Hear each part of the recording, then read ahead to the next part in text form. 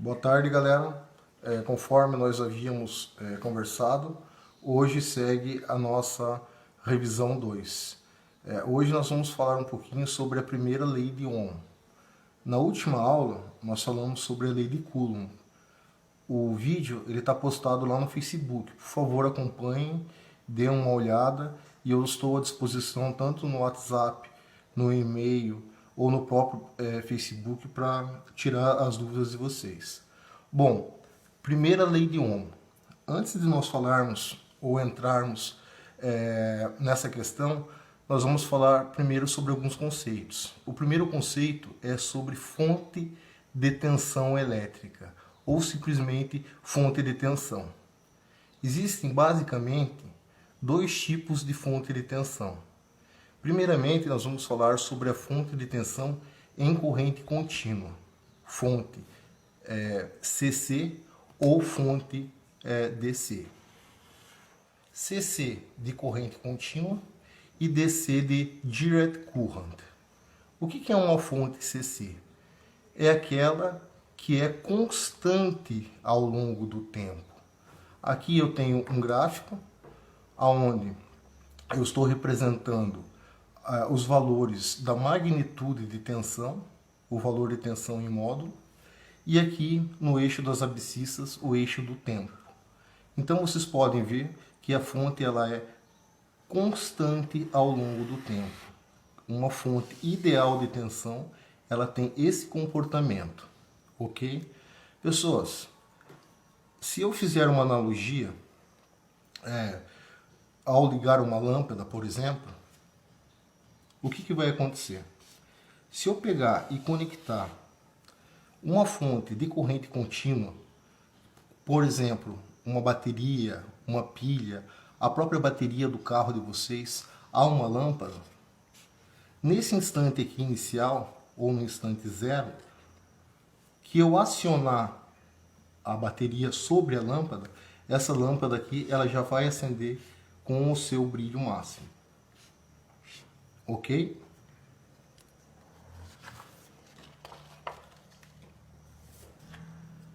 Pessoas, aqui tem o símbolo de uma fonte de corrente contínua.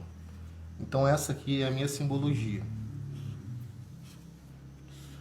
Aqui eu tenho os polos positivo e o polo negativo. Se eu for dar uma olhada na bateria do carro do vosso pai, eu vou ver também que na bateria existem dois polos.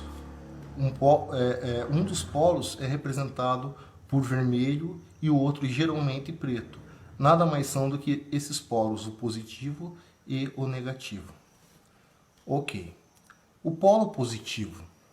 O polo positivo é que representa o terminal cujo o potencial elétrico é maior. Então, o polo positivo da minha bateria é onde o potencial elétrico é maior. E o polo negativo, respectivamente, é onde o potencial elétrico é menor. Aqui eu tenho alguns exemplos de fonte de corrente contínua. Bateria do carro, a bateria do celular, uma pilha, entre outros.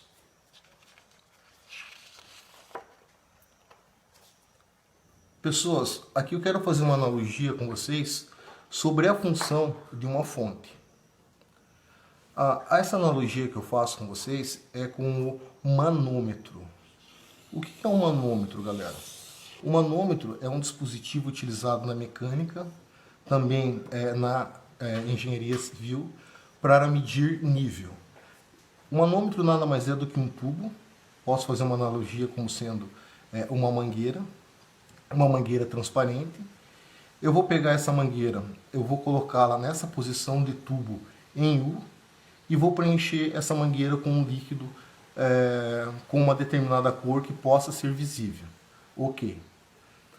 De um lado do meu manômetro, eu vou aplicar uma pressão. Eu chamei de pressão A. De um outro lado do manômetro, existe a pressão B. Geralmente, essa pressão B faz referência à pressão atmosférica. Ok. Então, a pressão A, ou seja, a pressão nesse ponto, menos a pressão B, a pressão do outro lado, ela tem que ser diferente de zero. Por que ela tem que ser diferente de zero? Porque se eu colocar a mesma pressão dos meus dois lados do manômetro, o líquido não vai se mover, não vai haver essa coluna da água, ok? Em analogia do manômetro, eu coloco uma fonte em corrente contínua. Eu tenho os dois terminais, o terminal mais e o terminal menos. O terminal mais geralmente é o terminal que tem o maior potencial, o terminal menos, o terminal com menor potencial. Só que agora eu falo sobre, aqui eu falei, no manômetro foi falado sobre diferença de pressão. Aqui na fonte eu falo sobre diferença de potencial. Então, a diferença de potencial entre o ponto A e o B, ela também tem que ser diferente de zero. Por quê? Porque se o potencial no ponto A e no ponto B, se forem iguais, o que vai acontecer? A potencial em A menos o potencial em B se torna igual a zero. E se esse potencial se tornar zero, não vai haver corrente elétrica fluindo no circuito. Olha um exemplo aqui, pessoas. Eu tenho uma linha de transmissão na rua e tem um passarinho. Esse passarinho ele está apoiado com um pé sobre o ponto A e o outro pé também sobre o ponto A. Então, se eu fizer o potencial em A menos o potencial em B, no ponto A, isso vai se tornar igual a zero. O que significa isso, pessoas? Que não vai ter corrente elétrica sobre o passarinho e o passarinho não vai levar um choque. Ok, pessoas?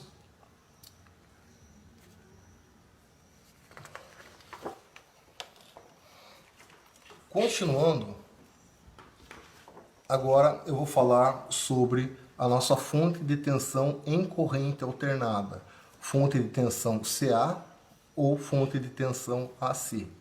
Bom, a fonte de tensão em corrente contínua, ela era constante ao longo do tempo. E a fonte CA? A fonte CA, ela não é constante ao longo do tempo. Crianças, aqui eu represento a curva de um sinal alternado, de uma tensão alternada. Ela é uma senoide. Notem que ao longo do tempo, essa senoide ela não é constante. Ela tem picos máximos, picos mínimos e também, se eu aumentar essa curva, vão haver vales. Então, o ponto máximo que a onda atinge ao longo do tempo, ou o pico dessa onda, eu chamo justamente de tensão de pico. É o valor máximo, tensão de pico. Geralmente, os equipamentos eletroeletrônicos, eles são projetados para atender esse valor de pico, que é a tensão máxima que a onda pode atingir ou que o sinal elétrico pode atingir ao longo do tempo. Pessoas, existe uma coisa chamada dado de placa. Cada equipamento eletrônico, ele vem, por exemplo, com as anotações 127, 220 volts e 60 Hz. O que é esse 60 Hz? 60 Hz é a frequência de operação dos equipamentos no Brasil. Se fosse no Paraguai, por exemplo, a frequência de operação seria 50 Hz. Pessoas, olha o símbolo de uma fonte em tensão alternada.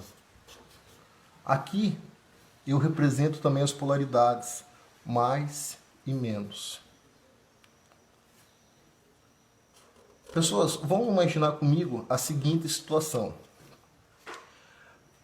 No primeiro caso, quando eu conectei uma fonte, ou melhor, quando eu conectei uma lâmpada a uma fonte em corrente contínua, no instante T0, a lâmpada ela se acendia com o seu brilho máximo.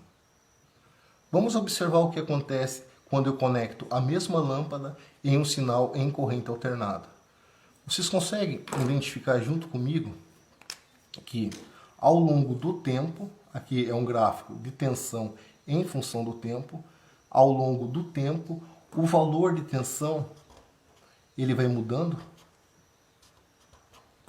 Então, nesse instante aqui do tempo, nesse instante aqui que é um instante inicial, quando eu conecto uma fonte de tensão alternada a uma lâmpada, a lâmpada ela está apagada.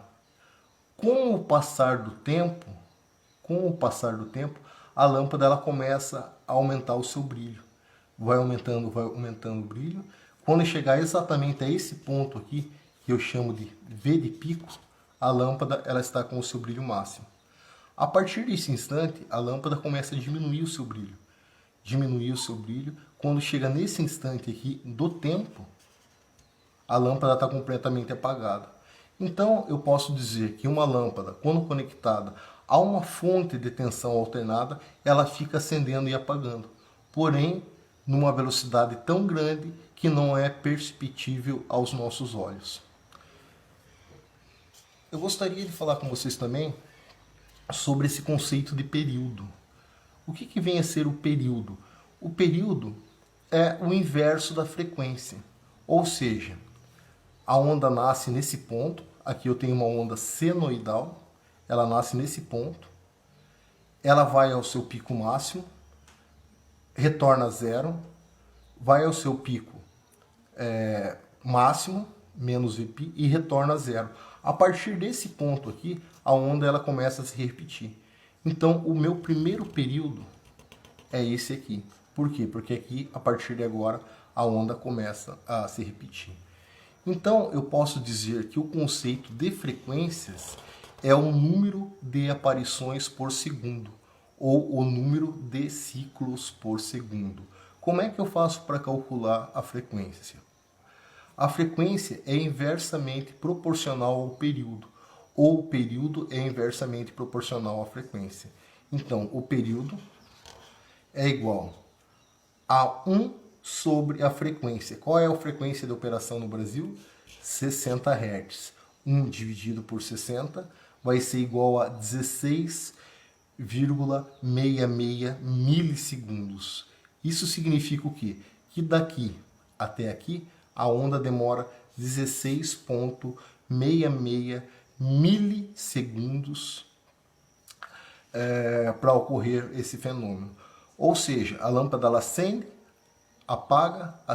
apaga em 16,66 milissegundos, e isso não é visível a olho nu. Crianças, aqui eu faço uma comparação entre uma fonte em corrente contínua, aquela constante ao longo do tempo, e um sinal alternado. Vou tentar desenhar uma lâmpada aqui. Se eu conectar essa lâmpada tanto com uma fonte de corrente contínua quanto com uma fonte de corrente alternada e desejar que o brilho dela seja o mesmo, ou seja, que a quantidade de lux seja igual, o que eu devo fazer? Eu tenho que dimensionar a minha fonte de sinal alternado para que esse valor, que eu chamo de valor médio, seja compatível a uma fonte em corrente contínua. Então, se eu conectar uma lâmpada com o valor em corrente contínua ou com o valor médio, ou com o seu valor médio, a lâmpada deverá atingir a mesma quantidade de lux ou o seu mesmo brilho. Ok? Então aqui eu tenho o valor médio. E o que seria esse valor médio, pessoas? Esse valor médio é o valor comercial. É aquele 127 volts que a concessionária te vende. Ok? E esse valor máximo significa que ao longo do tempo, esse valor de 127 volts pode atingir esse valor máximo de pico e pode chegar em torno de 380 volts, ok? Então, quando um equipamento ele é projetado, exemplo, um computador, uma televisão, ele não é projetado segundo os 127 volts. Ele é projetado segundo o valor máximo de pico para que, durante certo instante do dia, essa onda possa atingir esse valor máximo de pico e o seu equipamento não estragar. Ok, crianças?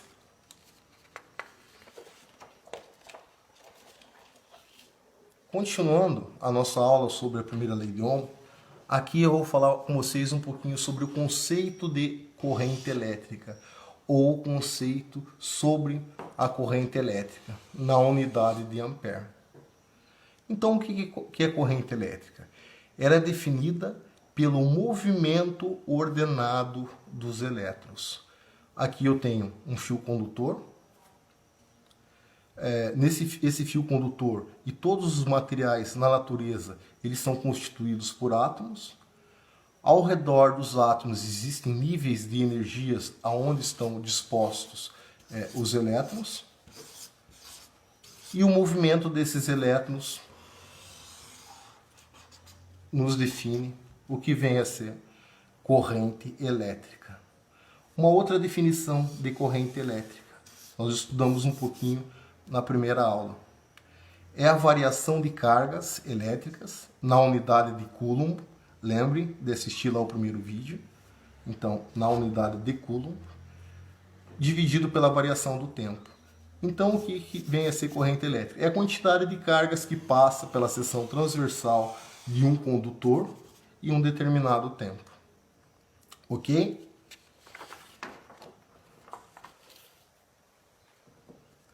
Crianças, vamos falar agora um pouquinho sobre a resistência elétrica. O que vem a ser resistência elétrica? Bom, se corrente elétrica é um movimento ordenado dos elétrons, a resistência elétrica é definida como a oposição ao movimento ordenado desses elétrons. A corrente elétrica, a resistência elétrica é definida como a oposição à corrente elétrica. E é uma característica intrínseca. Quando eu falo intrínseca, eu quero dizer é uma característica pura de cada tipo de material. Então existem os materiais condutores, exemplo de material condutor, o cobre, o alumínio, o ouro, entre outros. E esses materiais, condutores, eles se caracterizam por ter o quê? Elétrons livres em sua camada de valência. Ok? Vamos lembrar um pouquinho do átomo. O átomo ele é definido como uma esfera maciça e indivisível, a menor parte da matéria. Dentro desse átomo existem cargas, os prótons e os nêutrons. Ao redor desse núcleo indivisível existem níveis de energia. E nesses níveis de energia ou eletrosferas é onde os elétrons estão dispostos. Então, se um material é condutor, significa que ele tem elétrons livres na sua camada de valência, ou seja, na última camada ou no último nível de energia. E esse elétron ele tem facilidade para se movimentar através da rede cristalina do material, no caso de um material condutor. Pessoas, vamos falar um pouquinho sobre os materiais não condutores. Os materiais não condutores. Por exemplo, do material não condutor, borracha, vidro, a porcelana, entre outros. Pessoas, se um material condutor é aquele que existe elétrons livres na camada de valência, um material não condutor é aquele cujo os elétrons livres da camada de valência estão presos uns aos outros, de tal forma que é muito difícil que o elétron consiga se movimentar por entre a rede cristalina do material. Exemplo, a borracha, o vidro e a porcelana.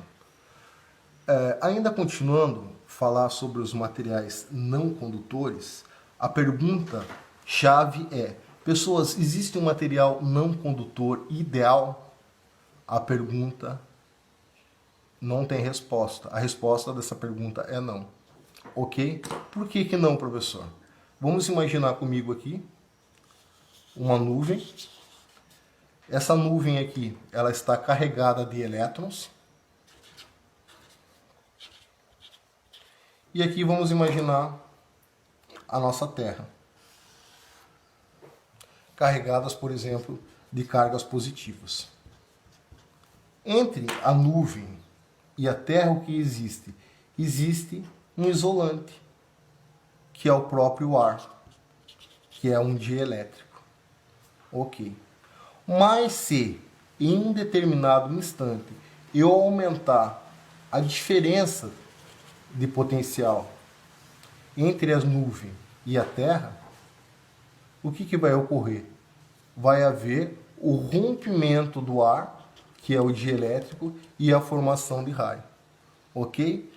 Por exemplo, um segundo exemplo, a madeira. A madeira também é um material não condutor. Se eu aplicar uma diferença de potencial na madeira, não vai haver corrente elétrica. Porém, se eu aumentar essa diferença de potencial, vai chegar um ponto que a madeira vai pegar fogo, vai se romper e eu vou fechar o meu arco elétrico ou fechar a minha corrente elétrica. Beleza, crianças? E o nosso terceiro tipo de material são os materiais semicondutores. Pessoas, quando eu falar em semicondutor, vem à mente de vocês o silício e o germânio. Beleza? O silício e o germânio, eles são materiais encontrados em abundância na natureza. Por exemplo, na areia da praia. Mas, de forma intrínseca, de forma pura, tanto o silício como o germânio, eles não têm esse comportamento de semicondutor. No Brasil, nós não temos ainda uma fábrica que produza em larga escala comercial semicondutores. Existem experiências em laboratórios, em universidades, mas é uma coisa isolada. De maneira geral, quando eu falar de semicondutor, você sempre tem em mente o silício e o germânio, ok? Como é que o semicondutor ele funciona? O semicondutor ele é dado através do processo de dopagem. O que vem a ser esse processo de dopagem? O processo de dopagem ele consiste na inserção na rede cristalina de substâncias estáveis, aqui por exemplo o silício, de átomos trivalentes ou pentavalentes. Vamos resumir essa ideia. Ok. Professor, aqui eu tenho um átomo de silício. O silício é tetravalente, ou seja, ele tem 4 elétrons em sua camada de valência. 4 elétrons. Se eu observar dentro da rede cristalina somente do silício, eu vou perceber que todos os elétrons eles estão presos uns aos outros. Então, o que eu faço? O que vem a ser esse processo de dopagem? Eu vou inserir, por exemplo, o boro, ou posso utilizar o fósforo, dentro da rede cristalina do meu silício. O boro ele é um átomo trivalente. Então, o que vai ocorrer? Aqui eu tenho o primeiro elétron, que compartilha elétron com esse átomo de silício. Aqui eu tenho um outro elétron pertencente ao boro, que compartilha esse elétron com esse outro átomo de silício. Aqui eu tenho um terceiro átomo de silício, que também está compartilhando elétron com o boro. E o que ocorre? Aqui, onde está marcado com um xizinho, fica um buraco ou uma lacuna.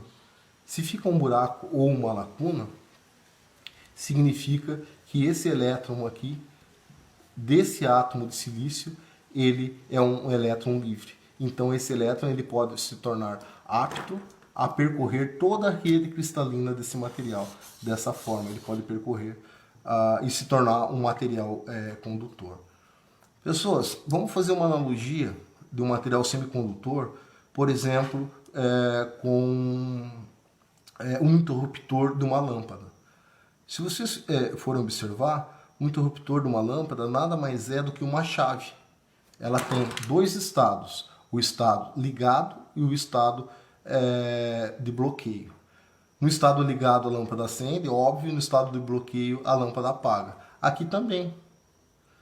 Qual é a vantagem de um semicondutor para uma chave mecânica, no caso do interruptor?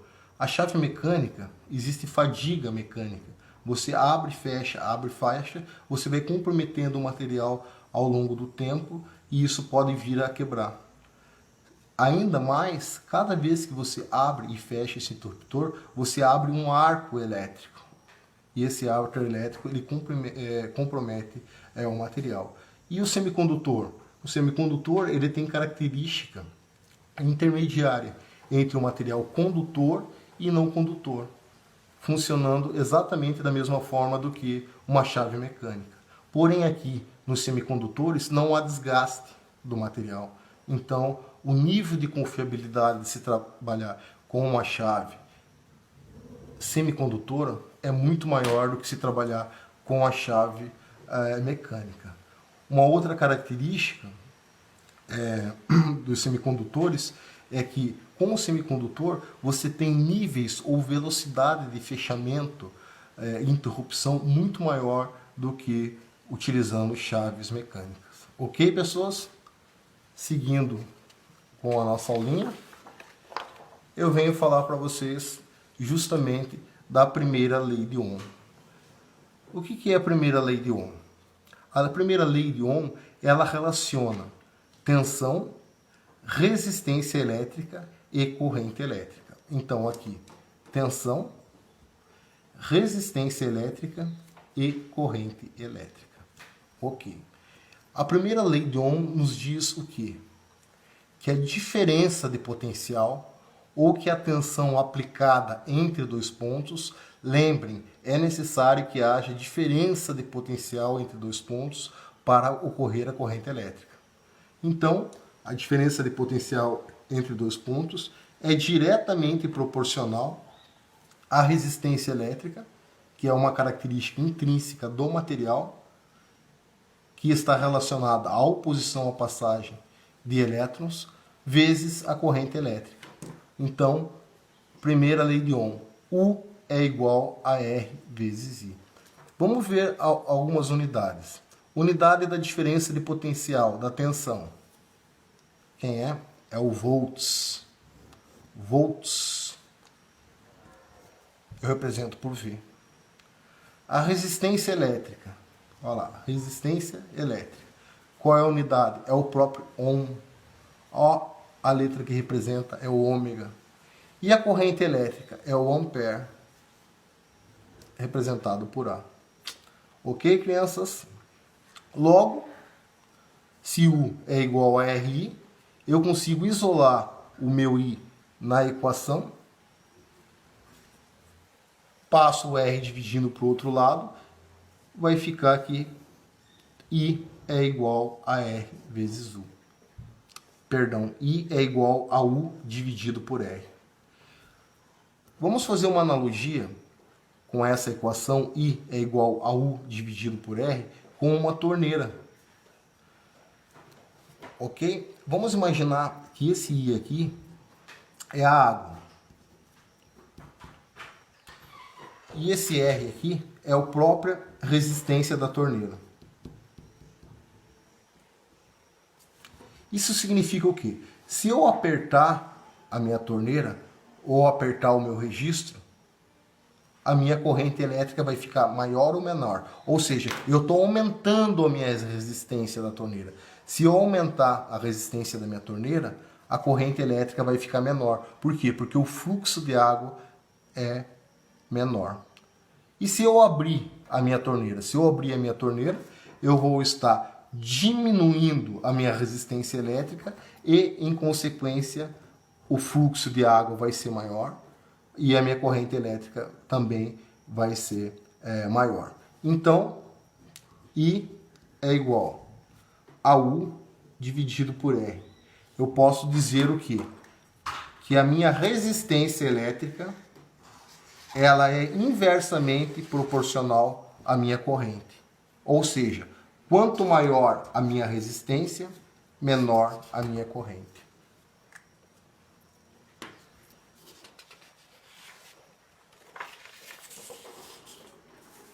Simulação utilizando o QUILX. Pessoas, aqui nós fizemos algumas simulações, eu mostrei para vocês um pouquinho daquele software de simulação eletrônica, o QUCS. Alguns colegas conseguiram baixar esse software. Eu vou pedir para vocês entrarem lá no Google e colocarem para fazer o download desse software aqui, o QUCS. É um software free, ele ocupa pouco espaço, ele tem uma interface homem-máquina muito simples, ele é muito didático, ok? E nós vamos resolver esse exemplo aqui utilizando o software. Então o que eu tenho, pessoas? Eu tenho aqui o símbolo de uma fonte de tensão em corrente contínua. Lembre que uma fonte de corrente contínua é aquela que é constante ao longo do tempo. Se eu acender uma lâmpada com uma fonte desse tipo, a lâmpada ela já se acende com o seu brilho máximo. Aqui eu tenho uma resistência elétrica. Uma resistência elétrica, ela oferece a oposição à passagem da corrente elétrica, dos elétrons.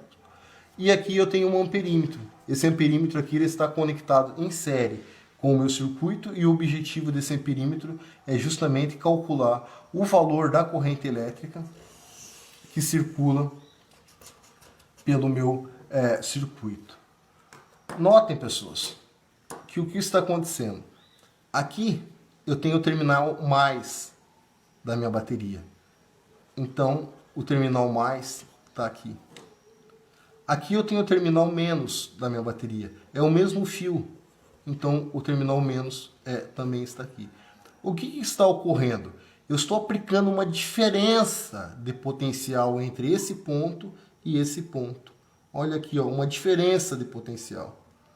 Se eu estou aplicando uma diferença de potencial, eu estou excitando os elétrons que compõem essa estrutura, esse material, o condutor. Eu estou excitando e fazendo com que eles entrem em movimento ordenado. Notem, se eu fizer aquela analogia com o manômetro tubinho, aqui, desse lado, eu estou aplicando o potencial mais. Aqui desse lado, eu estou aplicando o potencial menos. Então, aqui no manômetro tubinho, existe uma diferença de pressão. Se existe uma diferença de pressão, o líquido ou o fluido manométrico, ele vai circular por esse manômetro tubinho. Da mesma forma, ocorre com esse circuito. Eu tenho uma diferença de potencial. Essa fonte ela está aplicando uma força eletromotriz sobre o meu circuito. Os elétrons que estavam em repouso passam a entrar em movimento ordenado. E esse equipamento aqui, que é o amperímetro, conectado em série com o meu circuito, vai registrar o valor da magnitude desta corrente elétrica. Lembrem que a definição de corrente elétrica é o movimento ordenado dos elétrons ou a quantidade de carga em coulomb do nosso primeiro vídeo, que atravessa a seção transversal de um fio. Então, é a quantidade de carga que atravessa a seção transversal de um fio em uma determinada unidade de tempo.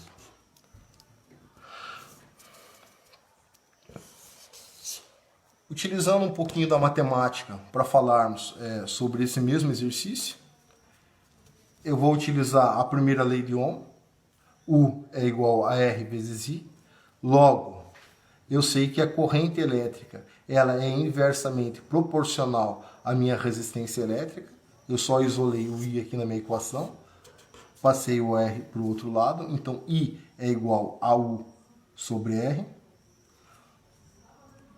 Onde o meu U vale 10 volts e o meu R vale 1000 ohms.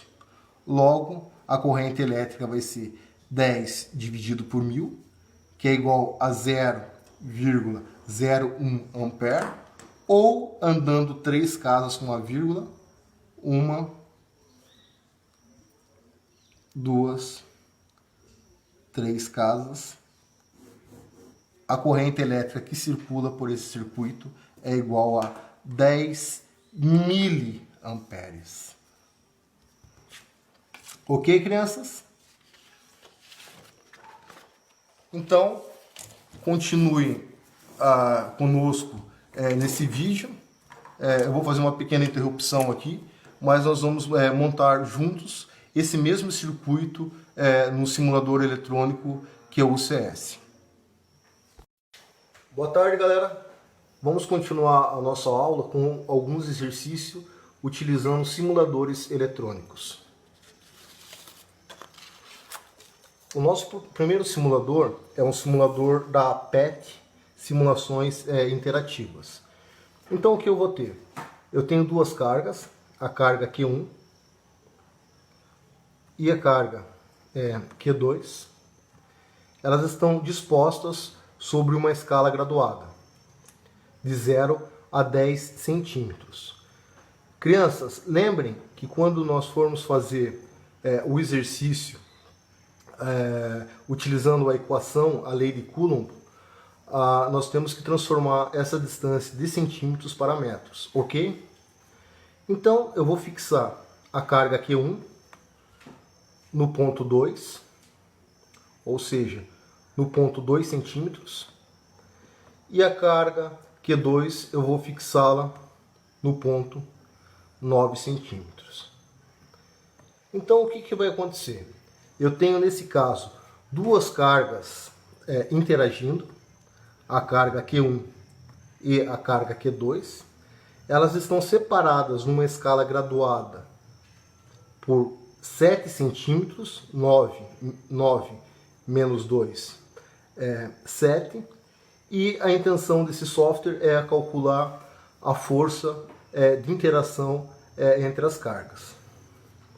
Eu vou trabalhar com a carga 1, eu vou fixar essa carga 1, por exemplo, como sendo um próton com valor de 4 microcoulomb. Crianças, lembrem, 4 microcoulomb é igual a 4 vezes 10 a menos 6 coulomb. E a segunda carga, a carga Q2, eu vou fixá-la como sendo um elétron menos 4 microcoulomb, ou seja, menos 4 vezes 10 a menos 6 coulomb. O enunciado desse exercício: duas cargas Q1 e Q2, Q1 com valor igual a 4 microcoulomb, Q2 com valor de menos 4 microcoulomb, estão interagindo no vácuo. Essas cargas estão separadas por uma distância de 7 centímetros. Ok? Notem, crianças, eu falei a palavra vácuo. Então a constante eletrostática no vácuo é igual a 9 vezes 10 a nona. E o simulador aqui, ele já me apresentou as forças. Força de Q1 sobre Q2, ou a força que Q1 exerce em Q2, igual a 30,204 newtons. E a força de Q2 em Q1, 30,204 newtons. Crianças, espero que vocês revejam a aula 1 e trabalhem com aqueles exercícios propostos que eu deixei o link para vocês, ok?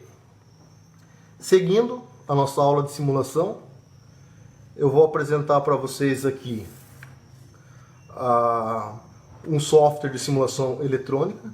Nós já trabalhamos com ele em sala de aula, que é o QUCS Project. Então é o QUCS, é um software de simulação eletrônica. Se vocês entrarem lá no Google, colocar QUCS, vocês vão achar esse software para download. Eu já tenho esse software instalado aqui na minha máquina.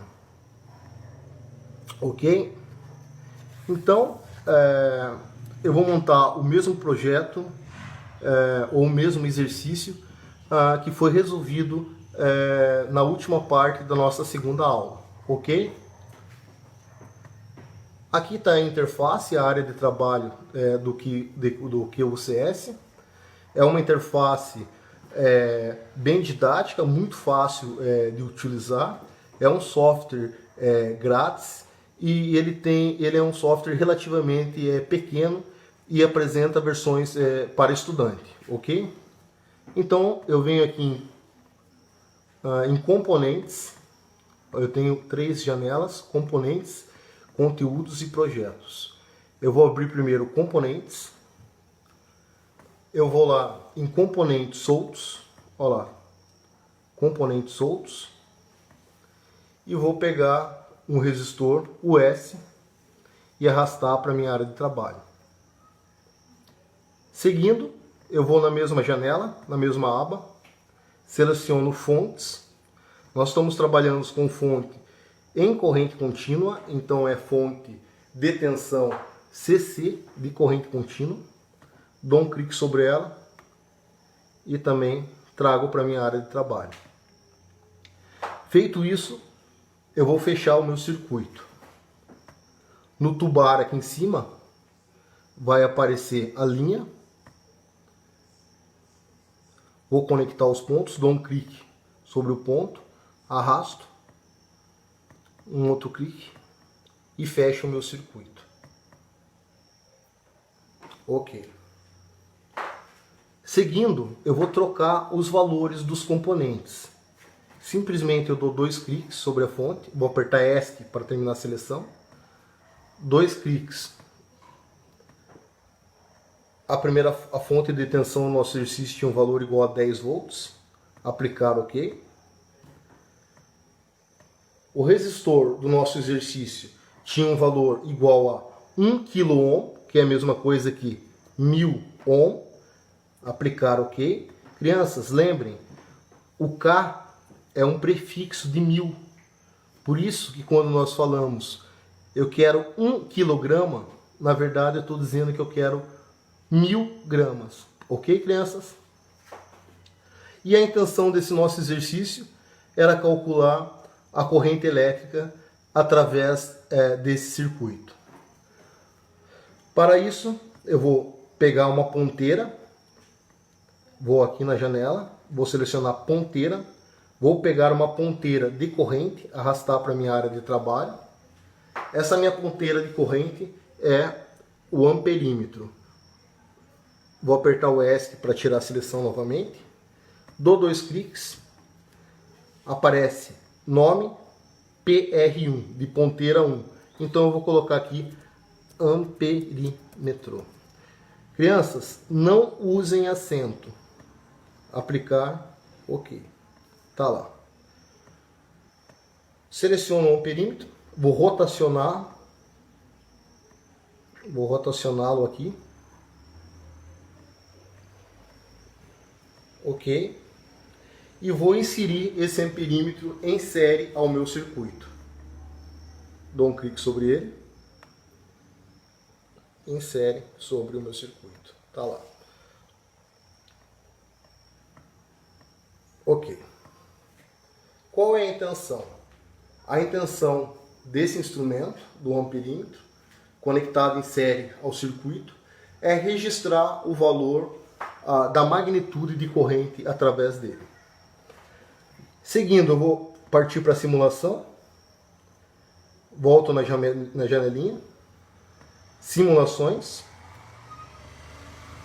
Escolho a simulação em corrente contínua, porque a minha fonte é de corrente contínua. Arrasto no cantinho. Aperto o ESC para tirar a seleção. Após isso, eu vou mandar o circuito simular. Eu venho aqui na engrenagem da engenharia, simular, dou um clique.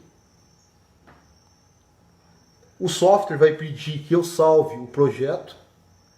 Eu vou salvar esse projeto na minha área de trabalho.